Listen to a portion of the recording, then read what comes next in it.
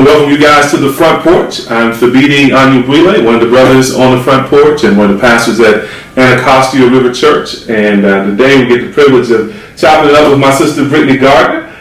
Brittany is the African American Engagement Coordinator for a missions agency called SIM USA. And so we're going to talk a little bit about her story, about missions, about the African American church and African American Christians in missions, which she has a wealth of resources and experiences with. So thank you for joining us on the porch. Thank you for having me. Yeah, it's a real treat, man. It's a real treat. So now you're homegirl. You're from North Carolina. I am. All right, best state in the union. Best state. Best barbecue.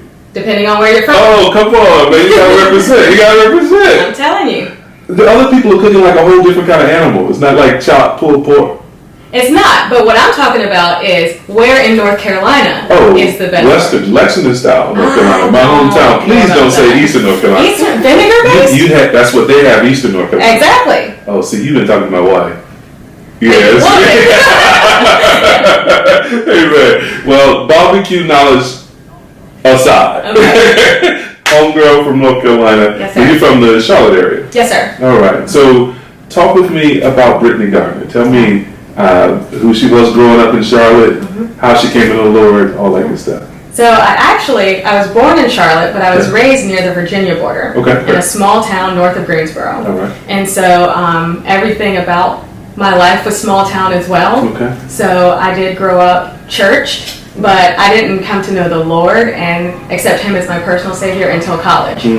Now, if it's okay, I want to interact with you a little bit about this. So help people understand what you mean by church, but not knowing the Lord. Yeah. Went to church every weekend, Wednesday night Bible study, vacation Bible school over the summer, but there was no interaction with the Lord in terms of Him being Lord over my life, in terms of Him having dominion and sovereignty and recognition that everything belongs to Him, including my life, my choices, my decisions. And so I recognize that God was the creator of the universe and even the creator of me, and that's kind of where it ended. So it's entirely possible to be socialized into the church, Absolutely. but not at all grasp the truths of the gospel in a saving way. Right. Yeah. So now you go off to college. Where do you go to school? UNC Charlotte. Come on now, 49er. You're 49er. All right, that's all right. And what do you study here? Sports medicine.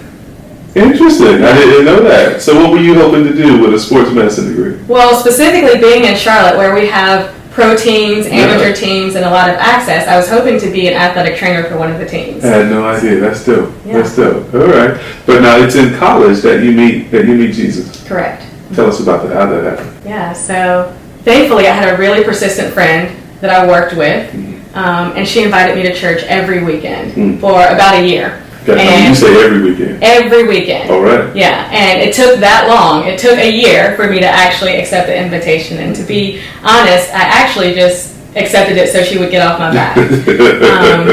Because I had grown up in the church and I was a relatively good kid, I thought, I don't necessarily need religion in my life in order to have a successful life, right? And so after a series of events had happened that just didn't necessarily add up to the idea of whether or not you have church, the idea of suffering and the confusion and not knowing where hope comes from, not knowing where I was going to end up if I died, not having any certainty in that. And again, recognizing that God had created me, but not having any personal connection to that. Did He care about the details of what was happening in my life? So, in looking at all of that and going through a really tough season in college, I said, just one day, I took her up on her offer and I went to this church. And I went the first Sunday, and it was completely new to me, growing up in a small town and growing up in a Methodist church, Black Methodist, African Methodist. And this is a non-denominational, multicultural church. And there was no cross anywhere in the building. So none of the adornments. None of the adornments. The pastor's wearing jeans. There's drums and a rock band. And I was like, what is this? You don't get that with the AME. No. What's happening, right? Church hats and flow showers, man. Come on. What I was intrigued thereby, though, is the teaching.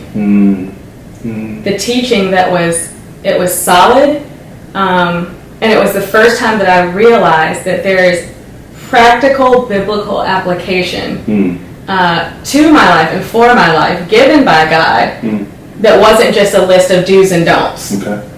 And it wasn't full of condemnation.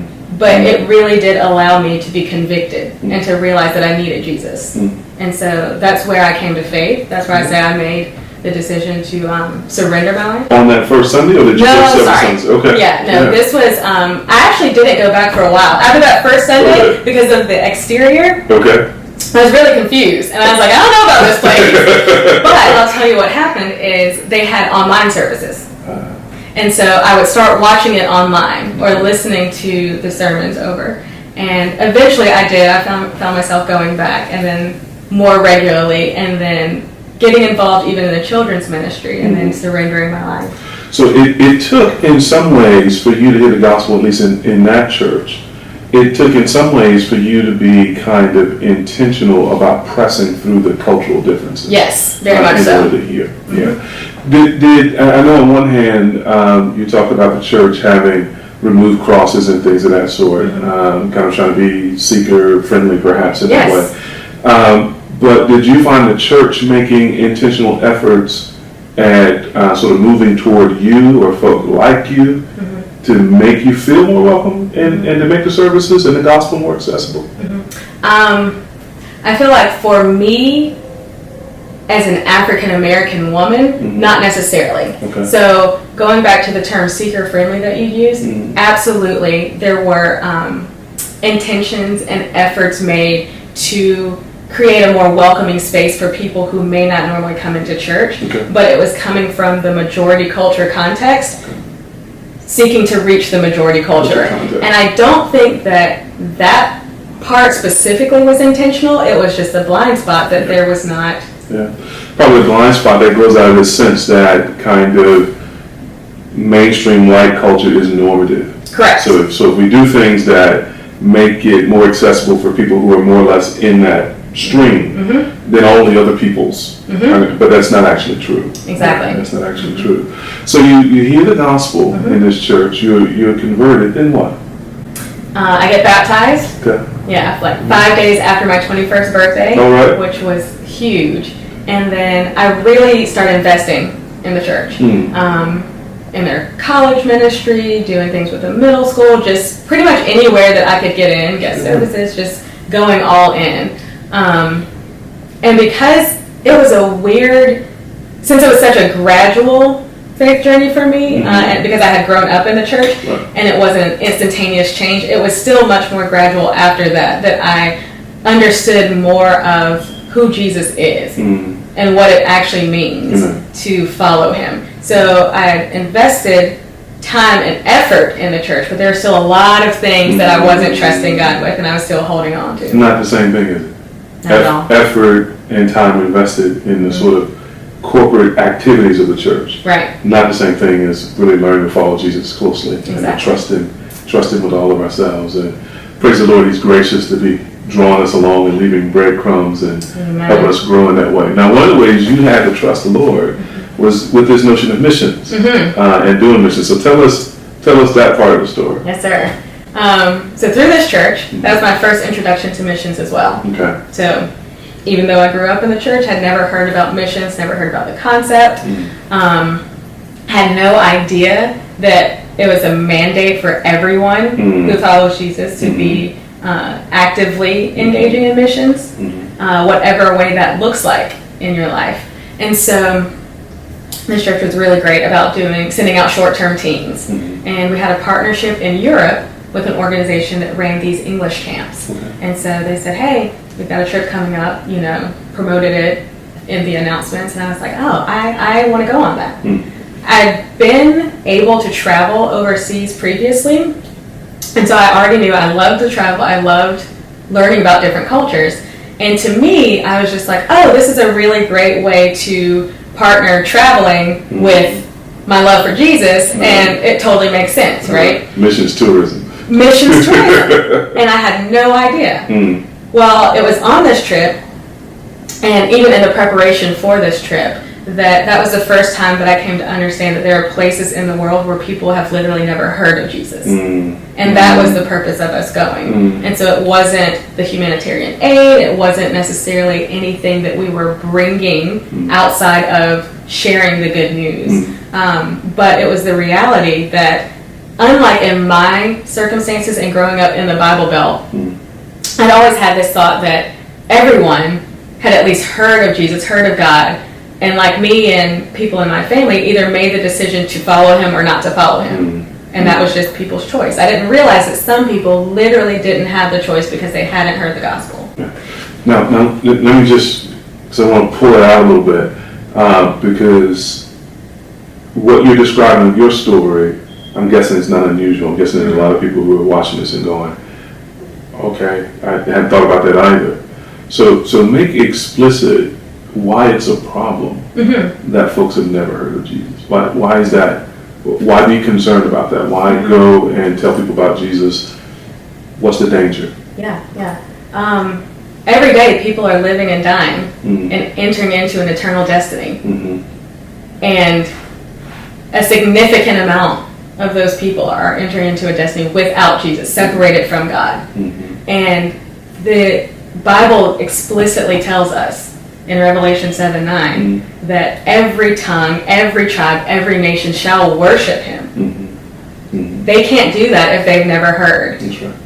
And even in terms of Jesus' return, that can't happen until all prophecies are fulfilled, including all peoples having heard. And so, especially if you are a Christian, this should grieve you that people are entering into an eternal destiny with no chance of even hearing about the Jesus who saves and gives hope. And even when we're talking about suffering,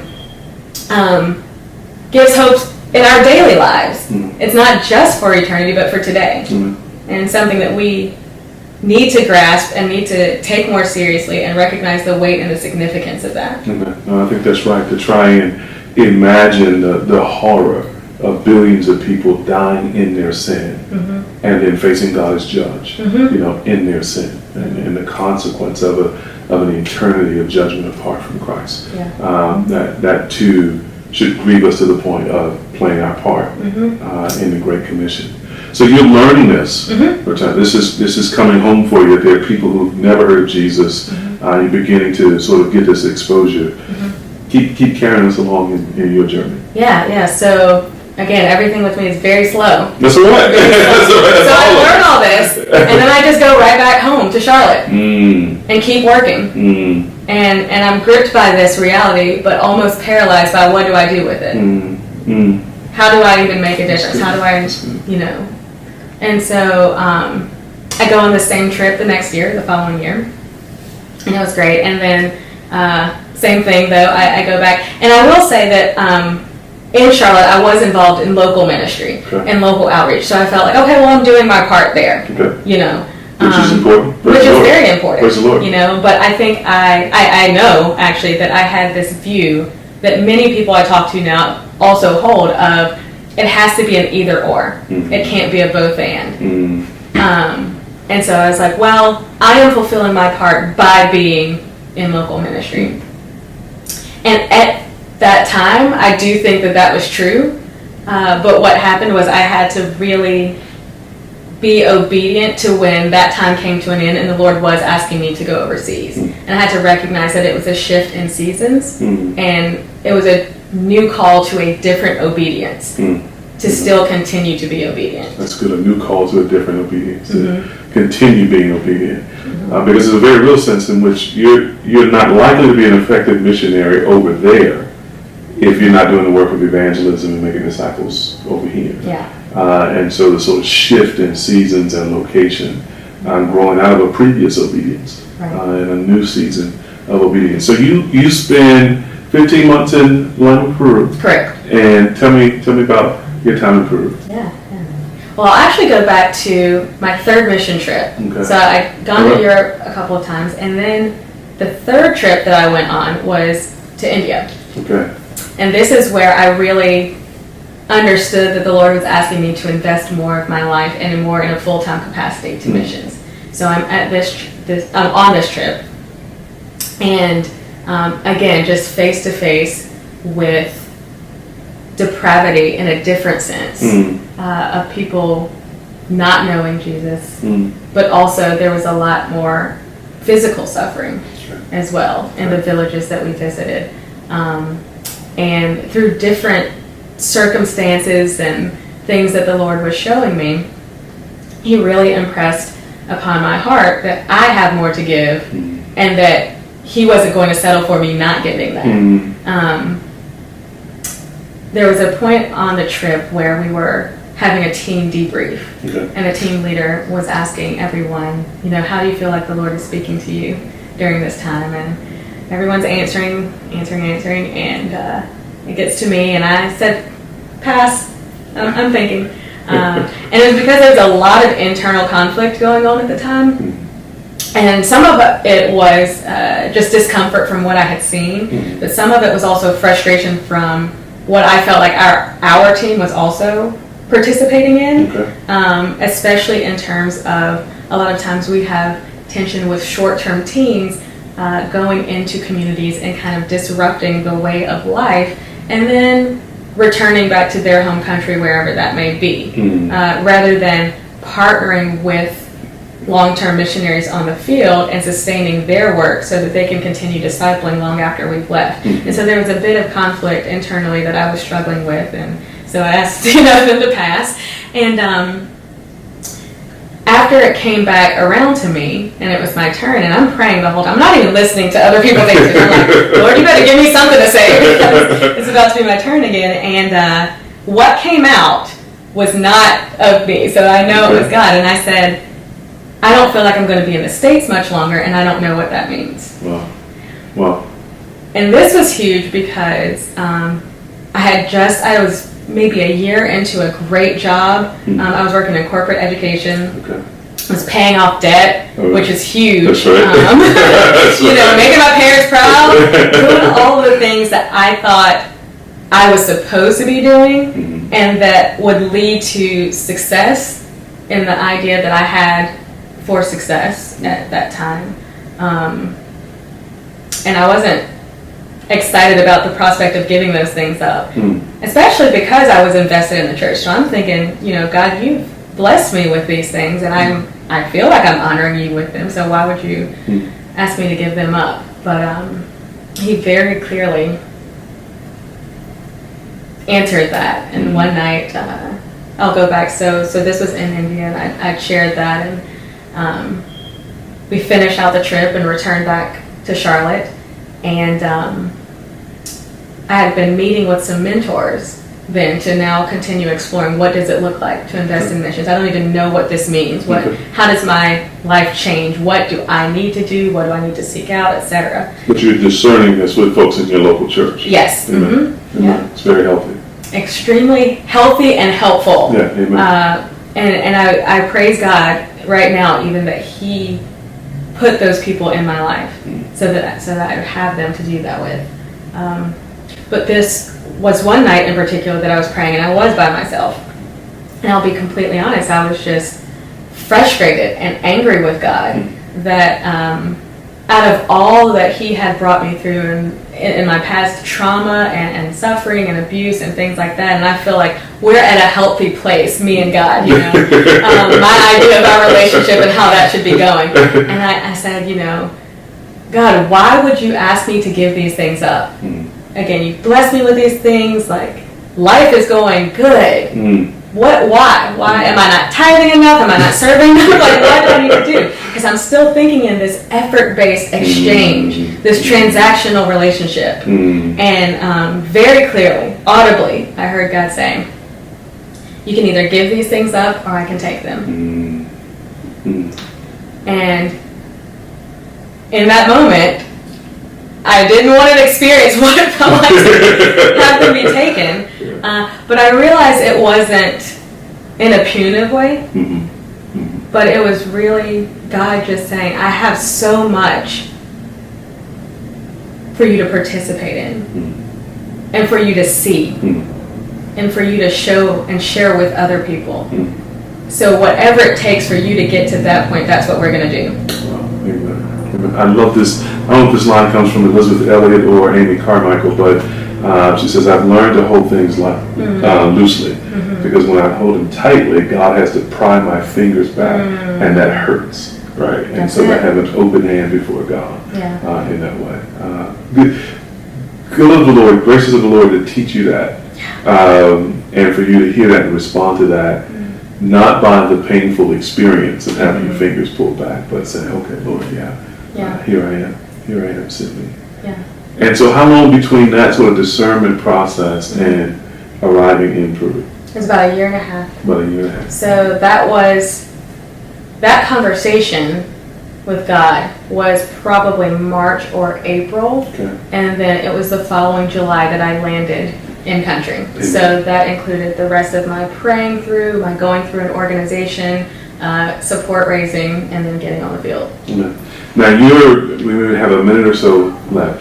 You're now working, so you spent 15 months in Lima, Peru. Lima, Peru. But now you're in a different role. Correct. You're with SIN USA, and you're the African American Engagement Coordinator. Now hopefully you'll stick around and we can talk about this at greater length. But in a thumbnail, what's your role now? How are you involved in missions now? Yeah. My role is to educate and mobilize the Black believing community into cross-cultural missions. So helping people understand the significance of their faith, their heritage, and who they are as God has created them to be as African Americans, and how He purposes to use that to share who He is with other people who don't know Him. Amen. Amen. So would you stick around the front porch and have another conversation with me about that? Absolutely. All right. You guys have been on the front porch. Thank you for joining us. Come back, because we're going to keep talking. God bless.